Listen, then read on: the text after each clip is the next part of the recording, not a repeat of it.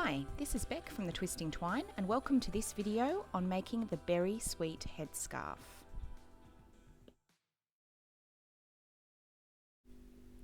To begin, the materials that you will require will be a 3mm crochet hook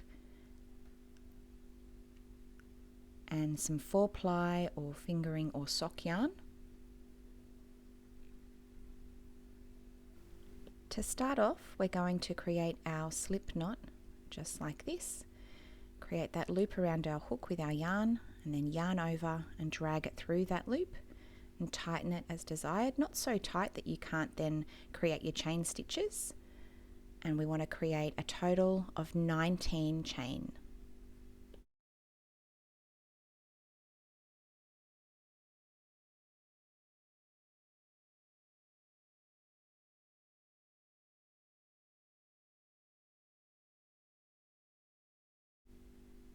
Okay, let's count how many chain we have.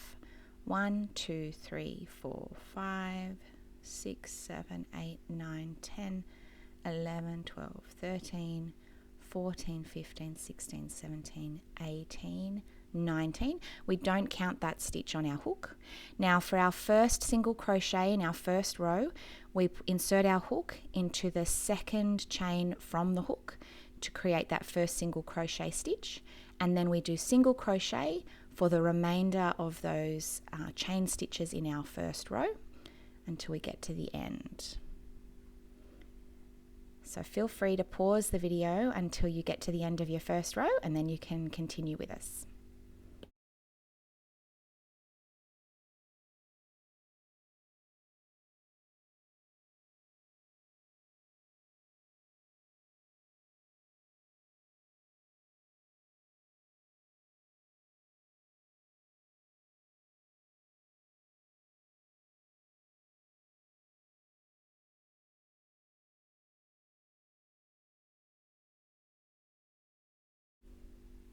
So once we've reached the end of our first row of single crochet, we're just going to double check our stitch number.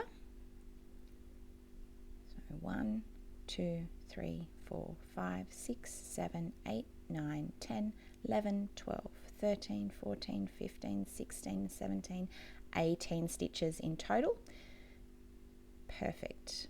So we're now going to continue on and we're going to do a total of 3 single crochet rows. So we've just done our first, we're going to do another 2. So again, feel free to pause and catch up once you've done your total of 3 single crochet rows.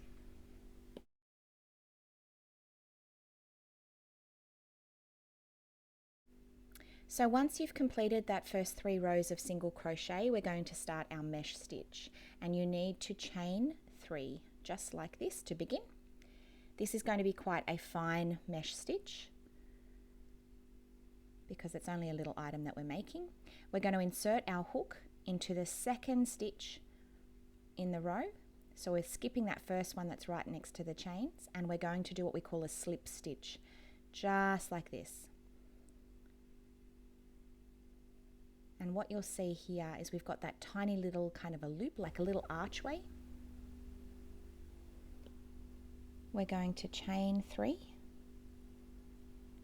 and then we skip 1 stitch, so skip this one, insert our hook into the next stitch along, and then we do another slip stitch.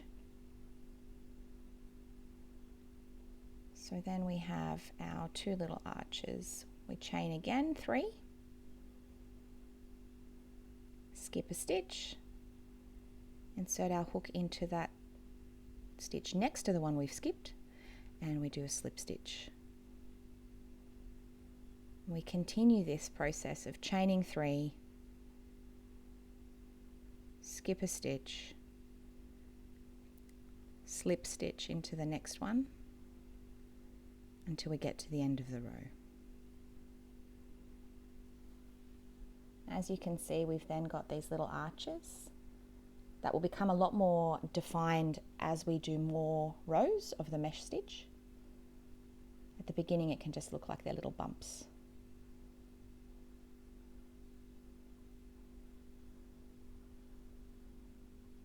So continue with this stitch pattern until you get to the end of your row.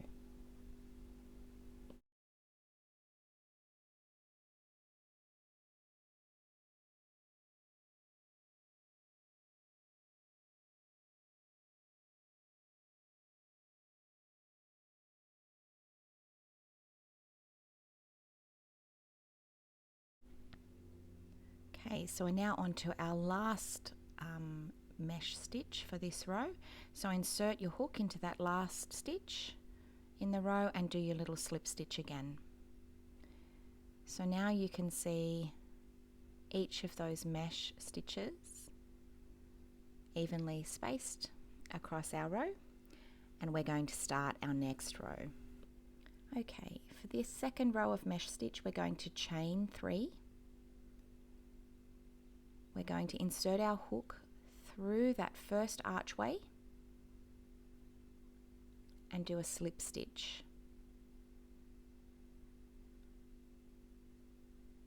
Then chain 3. Insert the hook through the next archway, just like that, and slip stitch. We continue this process for the rest of this second row of chain 3, insert our hook through the arch, and then do a slip stitch until we get to the end.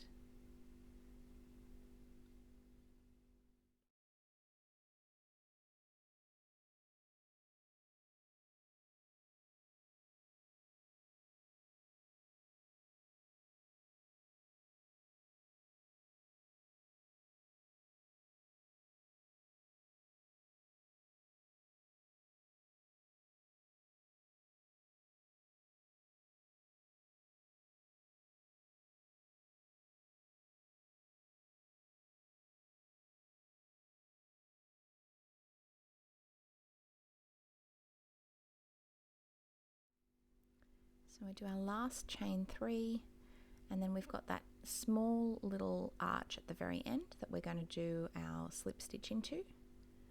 And now you can see a bit more defined that mesh stitch with the 2 rows there.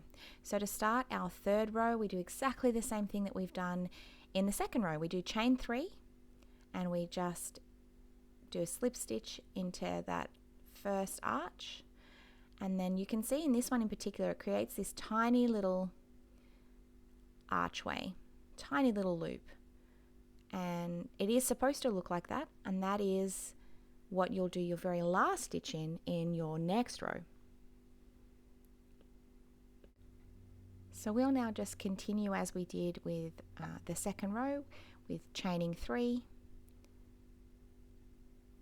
doing a slip stitch into our next archway, and so on until we get to the end of this row. Feel free to pause until you've finished the third row of mesh stitch and restart the video when you're ready to keep going.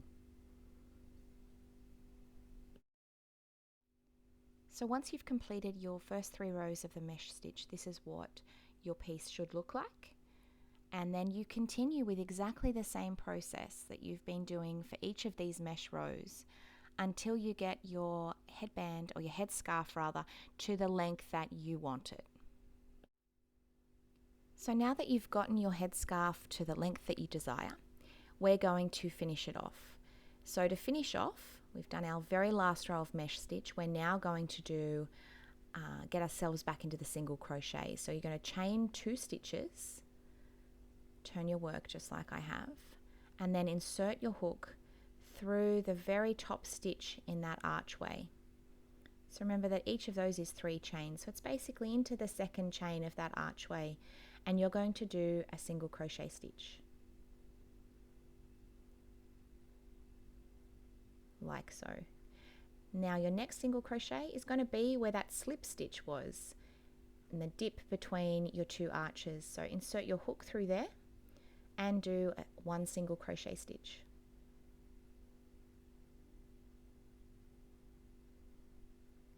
Next single crochet is going to be again at the height of that archway, and it is a little tricky to see where that height of the arch is. So just sort of count your chain. So you really want that sort of second chain, and you're going to do a single crochet through that chain stitch.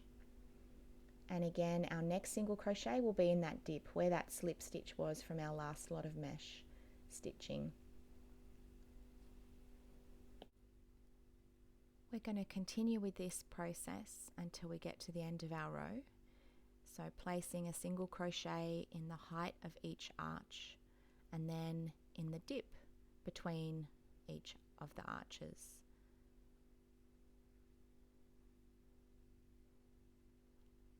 So we continue until we get to the end of our row.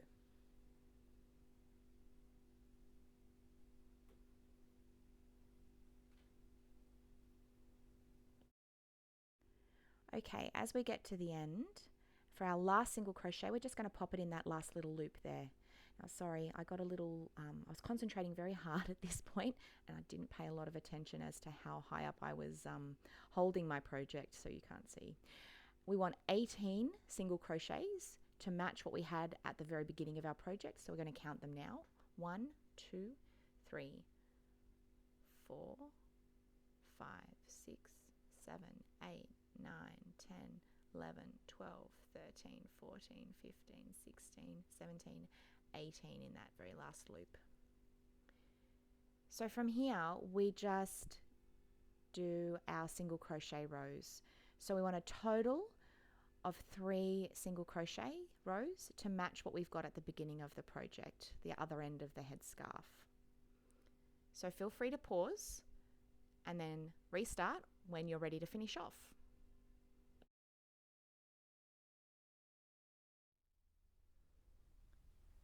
So once you've finished your 3 rows of single crochet stitch, this is what the end of your project should resemble.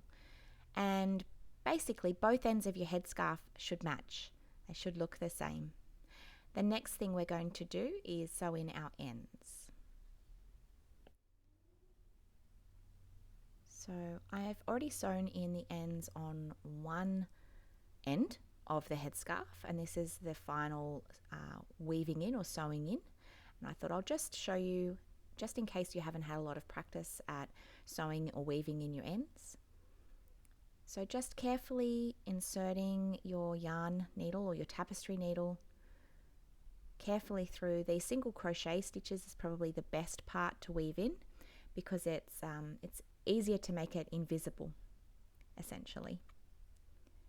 So just weaving them in under those stitches as subtly as you can to make it as invisible as possible until you're happy that that end is secure and it's not going to essentially come out and then your project unravel, which after all your hard work would be a bit of a disaster. Once you're happy, snip off the end and you're done. As you can see, the mesh stitch is quite stretchy, so that's why tension isn't really a big deal with this project, because it will stretch, and it's designed to essentially wrap around your head and tie off in a knot, however you want to do that. And it keeps its shape really well. So congratulations, you've finished your Berry Sweet Headscarf. Thank you for joining me in making the Berry Sweet Headscarf. For the full free pattern and other tutorials, head over to the Twisting Twine blog. Happy crocheting!